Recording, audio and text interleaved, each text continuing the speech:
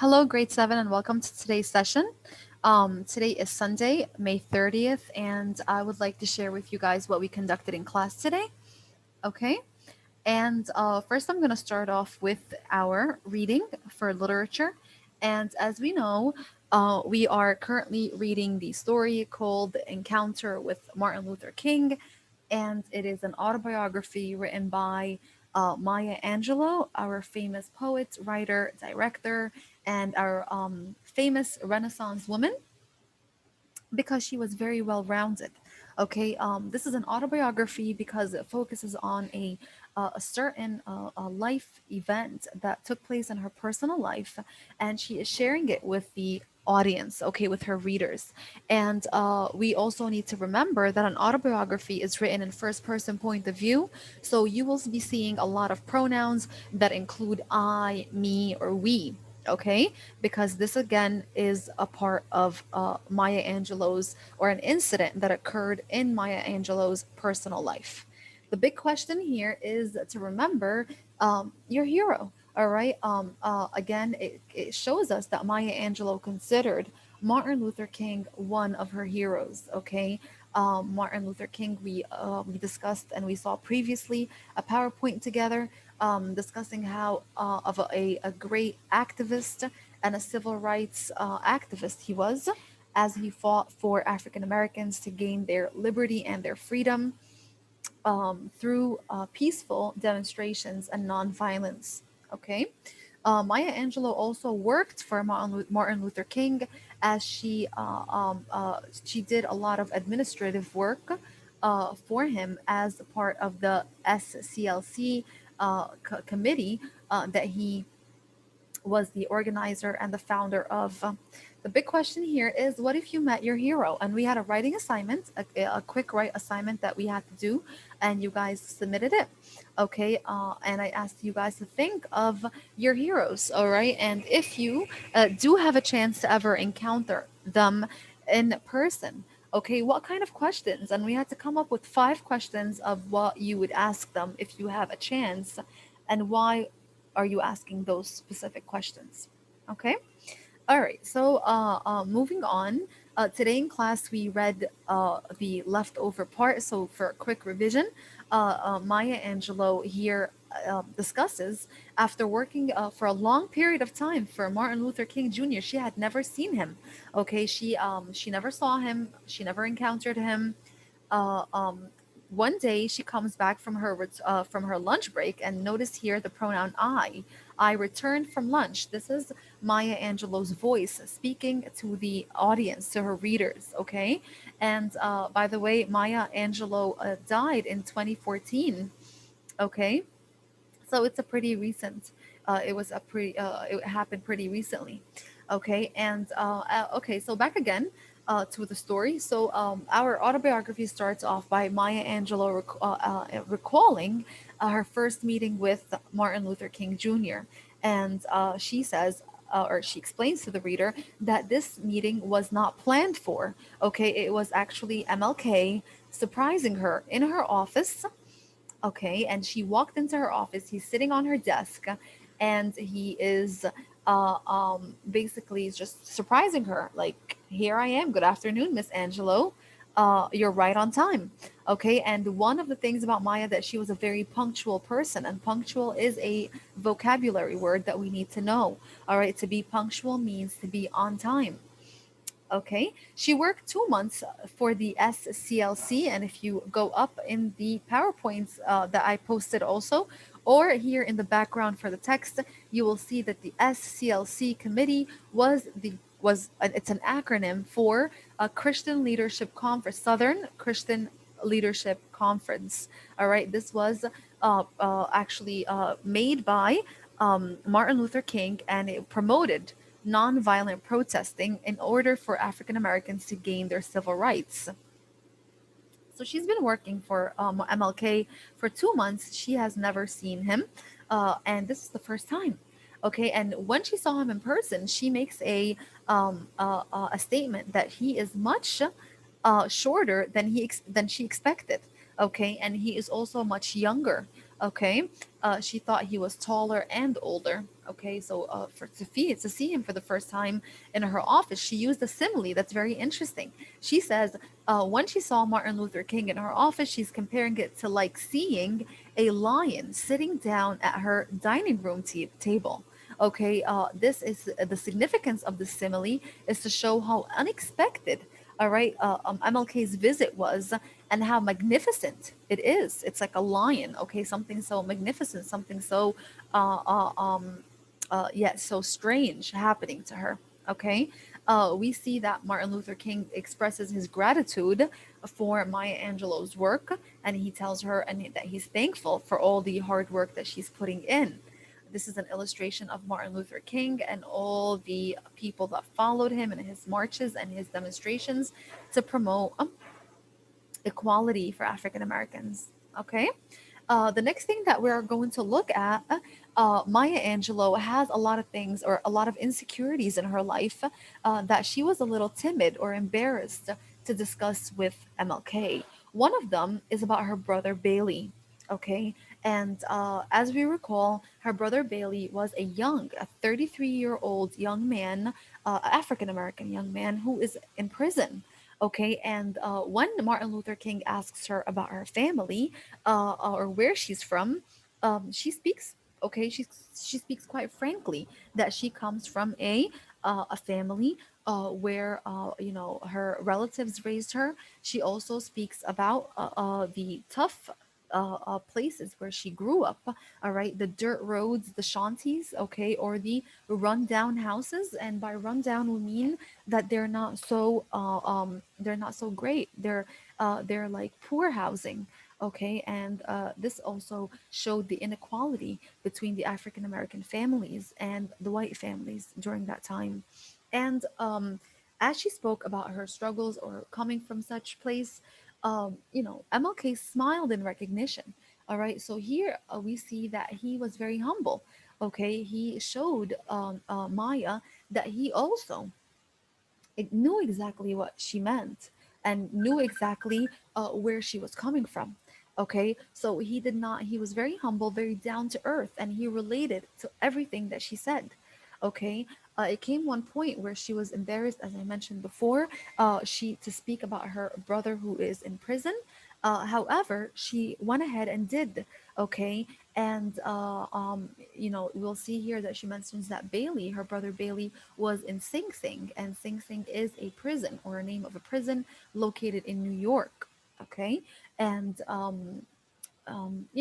she also explains to MLK that her brother Bailey did not commit a crime against another human. All right. For example, it wasn't murder, it wasn't anything of that sort. She explains that he was selling stolen goods. Okay. And this is the reason why he is in prison. Okay, so as we stated before, she mentions also that he's 33 years old, and Maya Angelou speaks very well, all right, about her brother. She says that he's a very bright person, and he's not bad at all. Okay, here we see MLK again showing a very great quality, which is being understanding and being very compassionate with Maya Angelou, and he did not show any type of judgment. Okay, he did not make her feel embarrassed. He did not make her feel very insecure that she could lose her job just because her brother is in prison. Okay, or not even to lose respect for her because her brother is in prison. All right, he explained that it's disappointing, okay, that such bright young men are incarcerated or in prison because they reach desperate means or desperate measures that force them to commit such actions such as robbery and selling stolen goods and so on. And he says that we must win this fight, that African Americans need to gain equality so we could save all the Baileys of the world. That means that Maya Angelou's brother is not the only young man who could actually perform such actions because of their current situation. All right, they have no hope. In moments of despair, you could be pushed to do, things that you wouldn't do if your situation was much better. Okay, and he also tells her, or he gives her advice to never stop loving him and to never give up on him and to never deny him.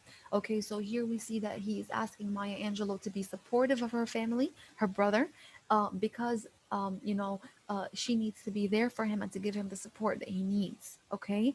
And he tells her a very interesting thing. And he tells her that even though Bailey is in prison, he is still freer than those who hold him behind bars. So, as an African American young man in prison, MLK still thinks that Bailey is much more has much more freedom than those white officials that have placed him behind bars. Why? Because again, MLK is talking about attitude. Okay, he feels that the white men are the ones in oppression. Okay, because they have this attitude of segregation and racism. However, as a young black man, he still has the world ahead of him. He will come out of jail and he has a chance to redeem himself and get himself together. Okay? So this is great. Again, he gave her lots of hope, all right, about her brother's condition and that he could do much better. Okay? We also meet another character that knocks at the door while they were speaking, and it is Stanley Levison. Okay, and we need to remember that Stanley is a Jewish man, a white man, that was very supportive and a very close friend to MLK. And during that time, it was, of course, shocking that we would see an actual white person supporting of the African American movement, okay, for civil rights. But again, Stanley's not the only one. All right. So we need to remember that actually there were a lot of white people that were supportive of African Americans, and Stanley was one of them. Another hopeful thing that Martin Luther King tells Maya Angelou to remember that there's a lot of good people in this nation, and that white people might that white people who love right and are willing to stand up and be counted. All right, so here he's reminding Maya Angelou that not all white people are pro racism and discrimination, that there are some good white people, just like Stanley Levison, who was a very strong advocate of the civil rights movement, and he also gave a lot of advice and supported MLK and even helped Martin Luther King raise a lot of funds to support the Montgomery boycott. If you guys remember, when I told you that MLK promoted the boycotting of public transportation. Okay, and we saw Rosa Parks as she comes in and she refuses to give up her seating to a white man. Okay, so Stanley was a great example of a white man who stood up against racism. Okay, but then we also meet another thing. All right, another one that I need you to remember is Bull Connor. This is another character, and if we go down to the footnotes, we will read that Bull Connor is an actual official. All right, he's a police officer, and he's also a white man. Okay, so he's a white police officer. However, we see here that he used police dogs and shotguns and even fire hoses, okay, to break up civil rights demonstrations during the 19th during in 1963. So here we have Levy, okay, we have a supporter, all right, someone who is a great influence, a great supporter of civil rights, Stanley Levison. And we have the opposite or the contrary. We have people like Bull Connor, okay, who are waiting with their shotguns and attack dogs. All right. So here he's reminding Amaya that there are good people that could stand and support us, but there are, on the other hand, people like Bull Connor who could stand up for racism and segregation. So that means we shall not relax as African Americans. We need to fight hard, okay, against such people until we gain our rights. Okay.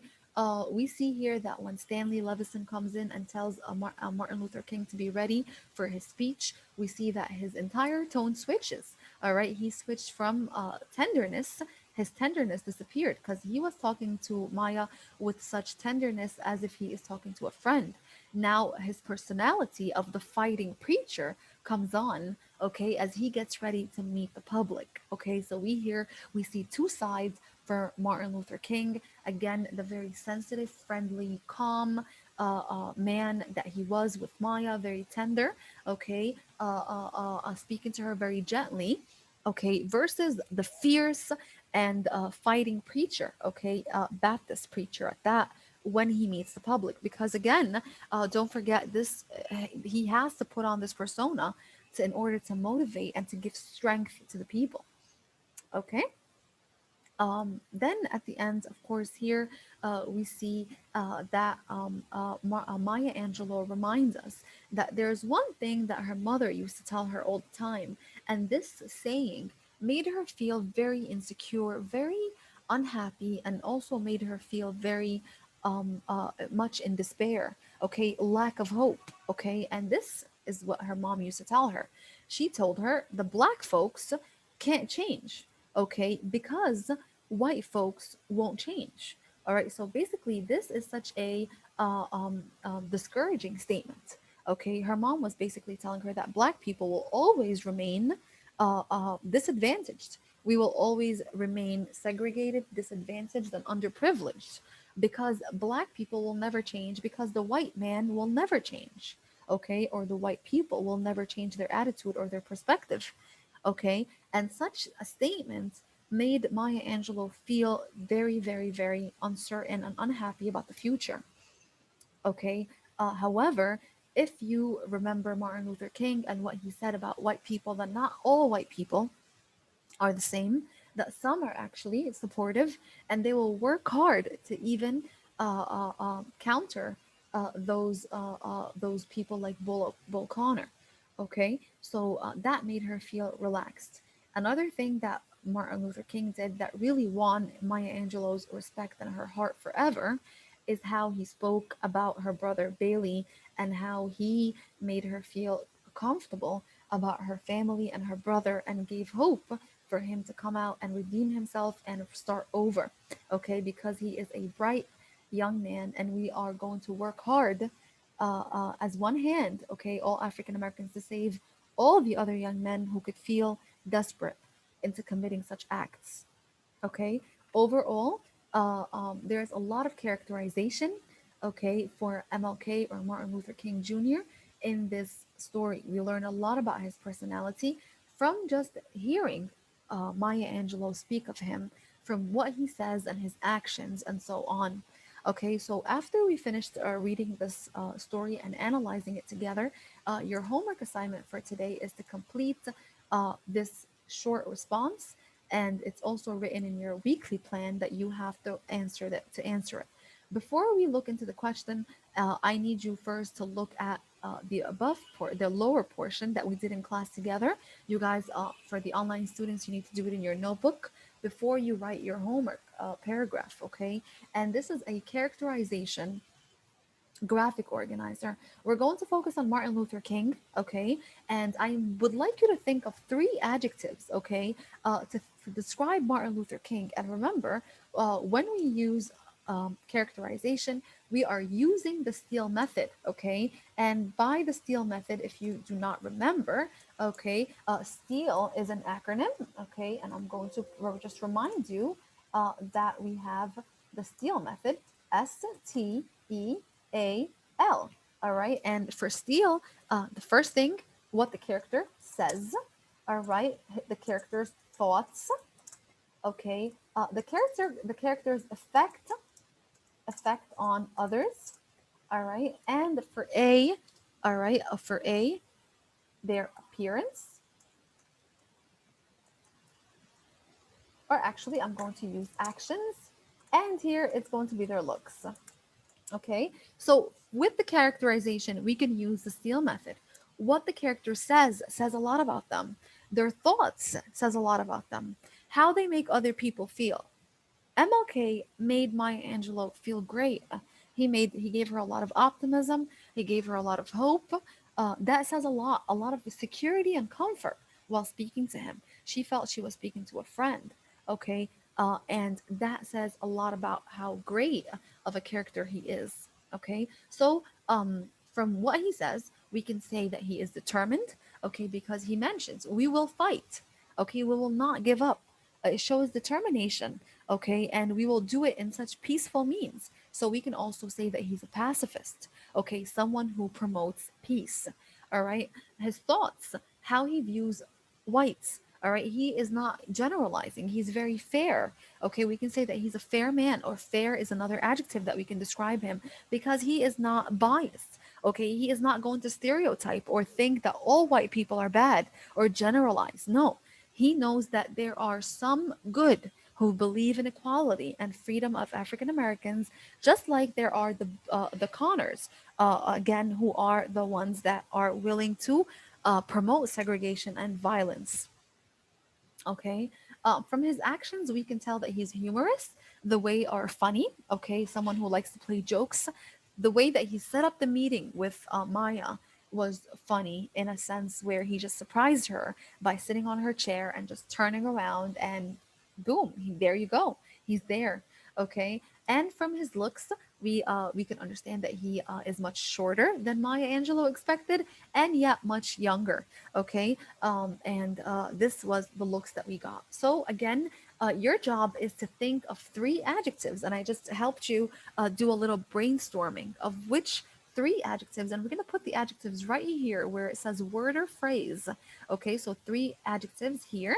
And don't forget, the key word here for characterization is to always provide evidence. Okay, evidence is huge when it comes to writing. Okay, so if I am going to say that Martin Luther King is a humorist, okay, I need to give the details or give the evidence explaining why is he humorous. And again, these details come from the story. Okay, it comes from the autobiography that Maya Angelou wrote for us. Okay, so if I'm going to use that he is fair, if I'm going to use that he is determined, if I'm going to use that he's not judgmental, okay, because of Bailey's story, he was not judgmental at all. He was very compassionate and understanding.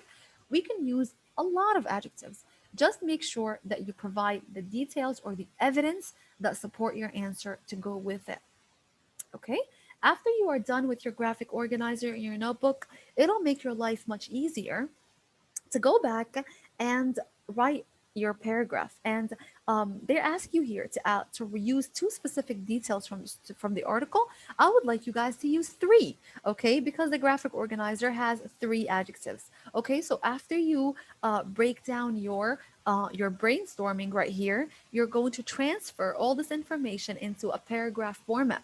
Okay, so to characterize Dr. Martin Luther King Jr., we would say after reading an encounter with MLK written by Maya Angelou, we are able, or I am able to understand that Martin Luther King is blank and blank and blank. Provide your three adjectives and give all the supportive evidence from the text that helped you gather this information.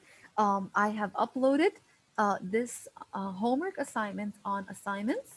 If you go here, it is the first one, MLK characterization, short response homework.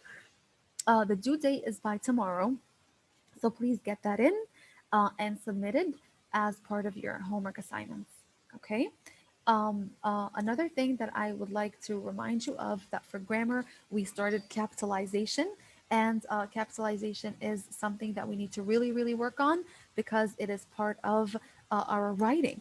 Okay, it helps you improve your writing to know which words or what are the rules, what are the things that need to be capitalized and what do not need to be capitalized. We covered rules 13A, 13B, and 13C, okay, which is the first word in the sentence. Okay, if you open quotes for a dialogue, you need to capitalize the first word. In poetry, traditional poetry, remember traditional poetry needs to follow rules versus free verse poetry. And we discussed the difference in class previously when we did it in term 3. Okay, and whenever you start a new line in a poem in traditional poetry, you need to capitalize it. Okay, and 13B focused on your parts of a letter. Parts of a letter is consisting of a salutation, which is your greeting. Okay, the one that ends in a colon, please be reminded, is a business letter. And if you end it with a comma, it is more of a friendly letter. Okay, either way, you need to capitalize all parts of a salutation. In your closing, however, if you're closing with one word like sincerely, you capitalize sincerely only. If you're going to end it with two words, then you need to capitalize only the first word, not the last word. Always capitalize the pronoun I. It is never, never lowercase no matter where it is in the sentence. Okay, whether you use it in the beginning, in the middle, or the end, please always capitalize the pronoun I. In 13D, we discussed uh, capitalization of proper nouns versus common nouns. Okay, and please be reminded also that I need you to know in your workbook, okay, in the workbook, okay, in your grammar workbook, okay, we answered the following pages. Okay, pages 200 was answered in class, and we also answered page 201. For homework, I asked you guys to answer page 202. Okay, so please be reminded of this work. So if you're an online student or someone who did not come physically to class today, please make sure to answer homework page 202 and 200 and 201 also need to be answered because we did them in class. All right. These are the rules of capitalization that we discussed today. And that's it for today. I hope that you guys found this useful. And if you do have any questions, please feel free to message me or email me. And please submit your assignments on SMS or via email. Okay. Thank you guys so much and have a great day.